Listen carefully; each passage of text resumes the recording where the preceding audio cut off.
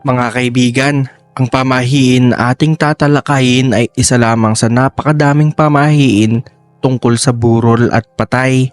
At ang pamahiin na tatalakayin natin ngayon ay ang bakit bawal suotan ng sapatos ang nakaburol. Ang pamahiin na ito ay nakakaapekto sa paglalakbay ng yumao. Sinasabi na pagkalibing ng yumao ay mananatili umano ito sa kanilang bahay ng 40 days bago siya mapunta sa kanyang paroroonan. At sa 40 days daw na yon ay kapag may sapatos na suot ang ibinurol o inilibing, ay maririnig mo ang kanyang yapak kapag siya ay dumalaw.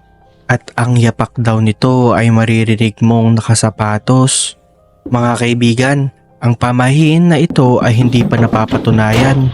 At hindi masama ang maniwala sa mga pamahiin para sa ating kaligtasan.